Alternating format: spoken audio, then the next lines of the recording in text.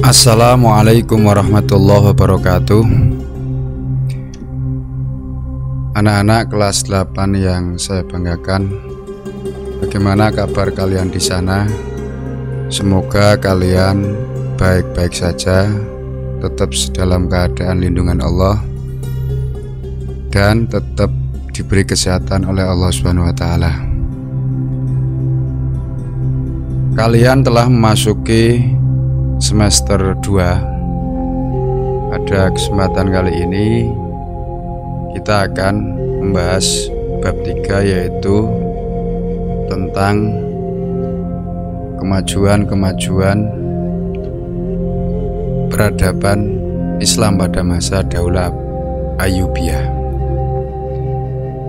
Sebelum memasuki pembahasan lebih jauh, pada kesempatan kali ini kita akan membicarakan dulu tentang bagaimana peta konsep pada bab 3 ini, yaitu peta konsep tentang kemajuan peradaban Islam pada masa Daulah Ayyubiyah.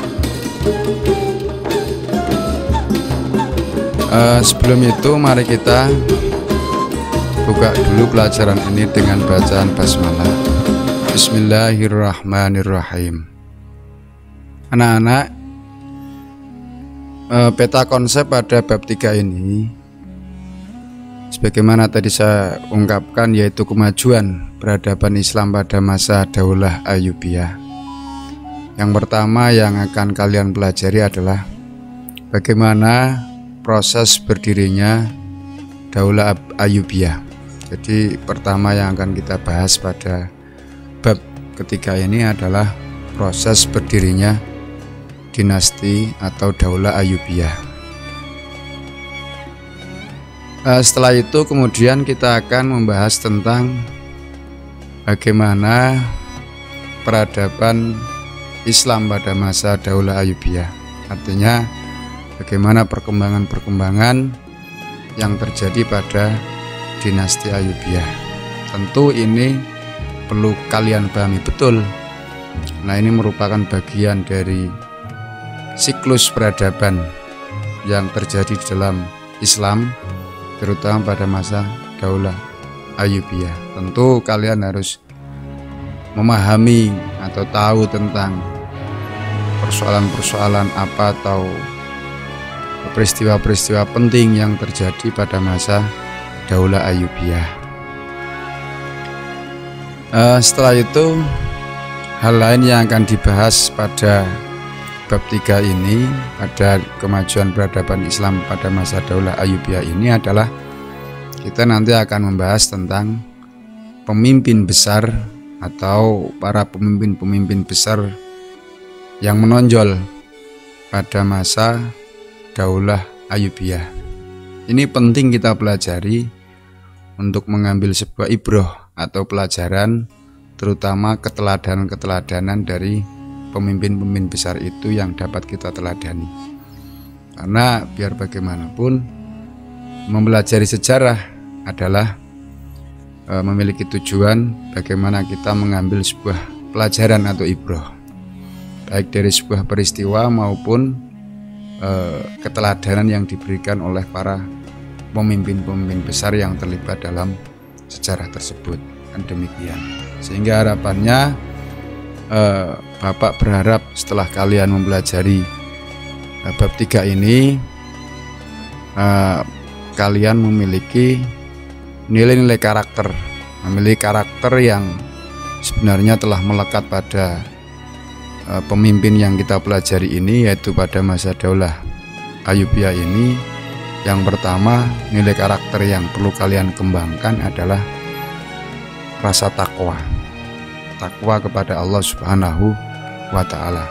Karena biar bagaimanapun, tujuan dari pembelajaran sejarah kebudayaan Islam yang paling penting adalah meningkatkan ketakwaan melalui pembacaan sejarah Islam, ya, terutama pada masa Daulah Ayyubiyah.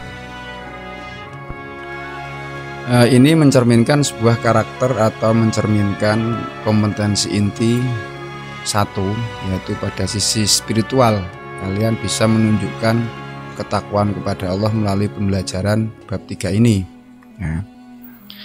Di samping itu karakter yang akan dikembangkan atau karakter dalam pembelajaran bab 3 ini yaitu gigih ya, sebagaimana kegigihan para pemimpin besar Daulah Ayyubiyah yang perlu kita contoh, sehingga namanya begitu besar, namanya begitu harum. Daulah Ayyubiyah ini mewarnai dalam siklus sejarah peradaban Islam, atau lebih luasnya adalah siklus dalam peradaban manusia. Di antaranya adalah Daulah Ayyubiyah ini, sehingga kita meskipun masa kita itu terpaut jauh dari dinasti Ayyubiyah ini, kita masih bisa mengenal Ayyubiyah atau dinasti Ayyubiyah. Itu tidak lain karena salah satunya adalah kegigihan para pemimpin daulah dinasti Ayyubiyah itu. Karakter yang dikembangkan yang lain adalah cinta tanah air. Nah, ini penting sebagai perwujudan dari kita mempelajari sejarah. Ini kenapa kok penting dikembangkan cinta tanah air, agar memiliki nilai manfaat ya, kita sebagai warga negara terhadap bangsa dan negara. Jadi dengan mempelajari Daulah Abbas Ayyubiyah ini, kita bisa menanamkan, memupuk rasa cinta tanah air. Karena biar bagaimanapun hubbul waton minal iman, cinta tanah airlah bagian dari iman, kan seperti itu. Di samping itu semangat ya, karakter yang lain yang dikembangkan yang lain adalah semangat. Ini harus selalu kita pupuk ya, semangat di dalam berjuang, semangat di dalam belajar, sebagaimana yang ditunjukkan oleh pemimpin-pemimpin besar dalam sejarah dinasti atau Daulah Ayyubiyah itu ya. Di samping itu karakter yang lain yang bisa dikembangkan bagaimana telah ditunjukkan oleh pemimpin besar Daulah Ayyubiyah ini adalah peduli ya. Bagaimana sang tokoh misalkan Salahuddin Al-Ayyubi peduli dengan masyarakatnya, peduli dengan rakyatnya, peduli dengan kaum miskin dan sebagainya. Ini penting ya, sebagai generasi penerus siswi MTS ya, sebagai generasi penerus agar bisa memiliki sikap peduli terhadap sesama. Nah, nilai karakter yang dikembangkan yang lain adalah kreatif. Nah, kreatif. Para pemimpin besar pada masa Daulah Ayyubiyah itu juga memiliki kreativitas yang tinggi ya, memiliki inovasi kreativitas, sehingga Daulah Ayyubiyah ini dapat berkembang dengan baik ya. Tidak mungkin kalau mereka tidak kreatif. Jika suatu persoalan atau satu kepemimpinan itu tidak kreatif, maka ya yang terjadilah kejumudan atau kemandekan, sehingga akan mudah hancur atau tidak dikenal oleh zaman. Tapi ketika sebuah dinasti atau sebuah daulah itu kreatif, maka dia akan bisa bertahan lama dan bisa dikenal oleh sejarah, terutama oleh orang-orang sekarang dan sebagian. Oleh karena itu kreativitas itu penting.